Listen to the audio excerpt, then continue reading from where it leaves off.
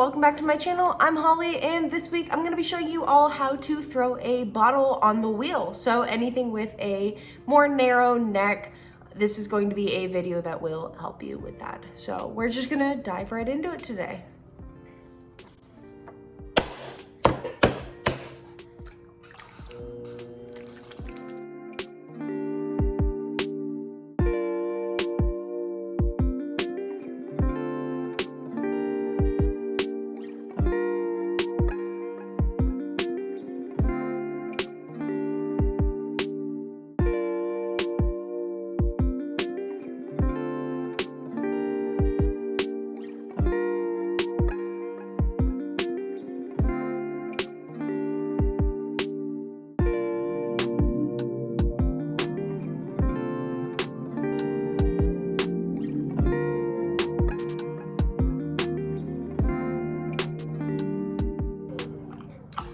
Okay, so I have my piece, I've opened it. Like everything else, you do always want to be cautious that however wide you open this is going to be your base, and thinking of this like a bottle. I'm gonna want this pretty narrow. I'm not gonna want a giant bottle. However, this could be totally different. Whatever your heart desires as far as what this will look like in the end. I do want to note that as I am going to start throwing, it's gonna look very normal, but when I get to the top, I'm going to start to kind of let go. So we're gonna start to leave excess clay at the top.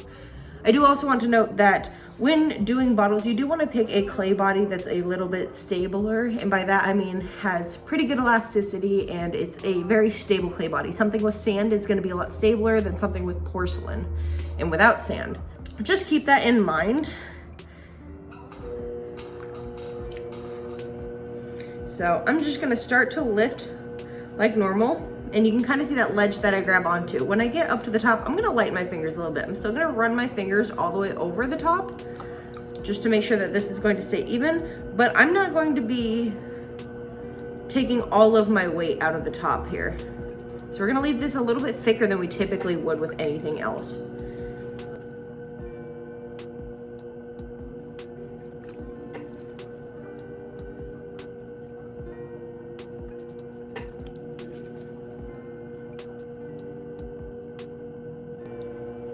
So we're still starting with our cylindrical shape, but again, just lighter on the top of it. And why I was saying that you need something stable is because the top is going to be a little bit heavier than it usually is. You want to make sure that what you're using underneath is not going to collapse. You also want to think about the thickness of this. So if you tend to throw a bit thinner, you might want to think about thickening up your walls just for the sake of bottle.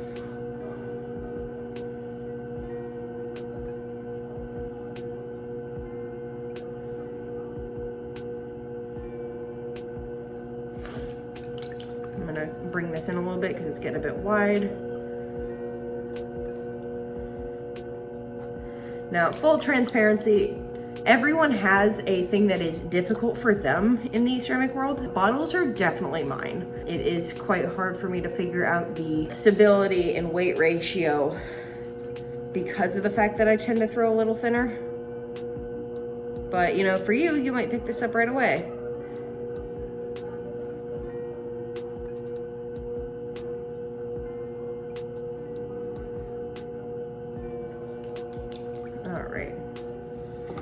At a point where we almost have the height that we want, so I'm going to take off some of this bottom part. I'm going to clean this up a bit.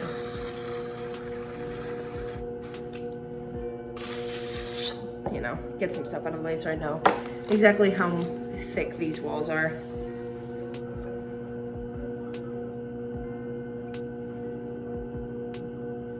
Because with bottles too, you want to be careful that you don't leave yourself too much to trim, because trimming bottles can be a little bit more difficult because it requires a chuck, and obviously if the top is much more narrow than the bottom, it's going to be really hard to trim it off of something so narrow. So it's going to require extra steps. I will do another video on that in the future, but for now we're just throwing the bottle.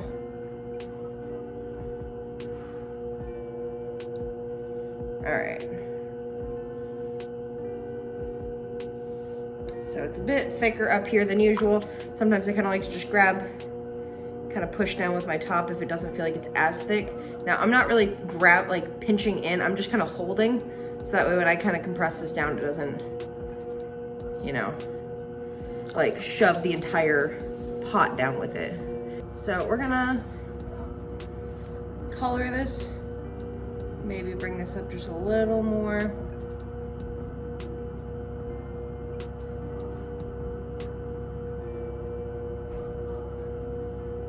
And again, our top is a bit thicker. So let's get this to where we want this to be.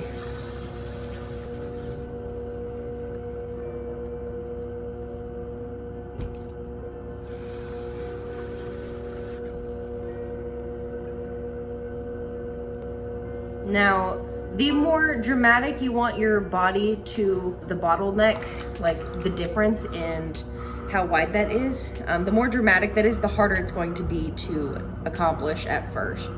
So let's start with something a little bit more narrow.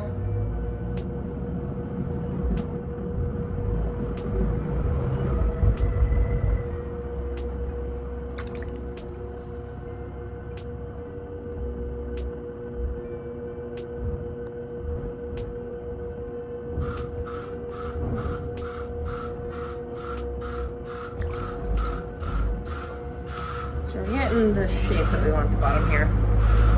Now, if you find that your top starts to get a little uneven in this, which, you know, mine kind of always does with my bottles, we can just go ahead and cut that off.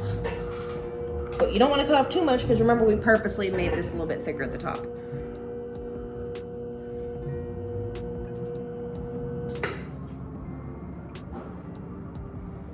And as we can see, it's still a bit thicker than the rest of our stuff. And I'm just gonna do that same motion where I hold and just kind of pinch down a little bit, just to make sure I still got some excess here. Okay.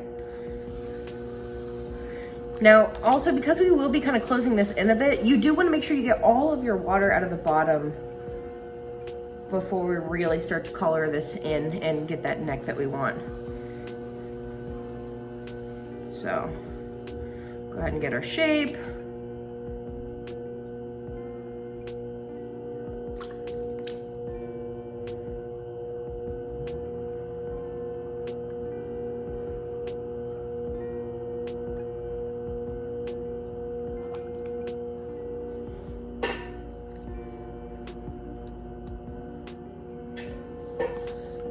Go ahead and use one of these.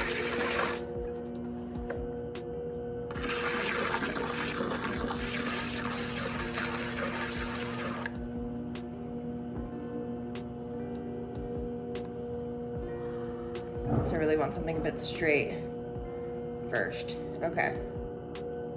All right, so the bottom is where I need it to be. And we are just gonna go ahead and bring this in. So I always like to bring mine up a little bit more than where I want the neck to start, so that way we can kind of bring our fingers in. So instead of using my whole hand, I'm just gonna kind of use my index fingers and my thumbs to bring this in. Now, judging by how much weight you have at the top versus the walls and the inside, it might start to adjust this bottom here. And if that's the case, while you can still get your hand in there, feel free to. We're just gonna start, you know, bringing this in as much as we can. Now, obviously my top is quite a bit uneven. We're still gonna keep going. And sometimes because of the shoulders, they like to kind of bulge out a little bit as we do this. I kind of hold on with the rest of my fingers here.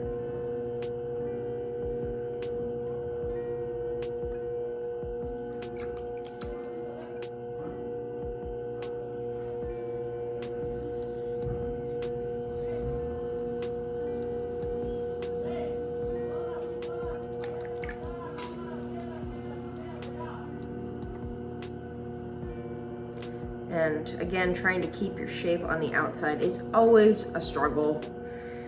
At least with me it is. Like I said, we all have our weak spots, especially in throwing. So once I get here, I'm just gonna cut off this excess bit, but I might thin this out a little bit just by squeezing, so I don't waste all of that extra clay.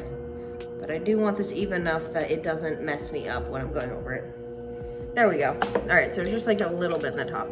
Okay, so the whole reason that we want this to be a little bit thicker is now that we have this kind of already in the shape that we want, we can use this top bit of clay to just pull straight from the top. So I'm getting my finger all the way in there and I am just pulling. So this is also another point where, you know, if you left your bottom where your shoulders are, and the shoulders of the bottle being right here, if you left that kind of thin, it might rip here. This is a very delicate balance of pressure and stability. So we're pulling that up. And some people can shape as they pull. I am not one of those people. So I like to pull, shape a little bit more. We're gonna do it again. All right.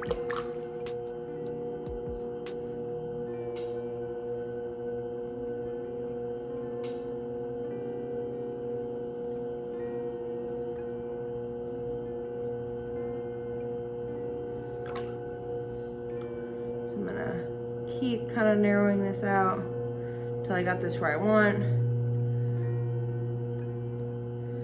Maybe let's make it just a little thicker. Okay. And I think I like this. This is a little bit off again at the top, so I'm just gonna go ahead and cut that off one more time, just as I finish this up.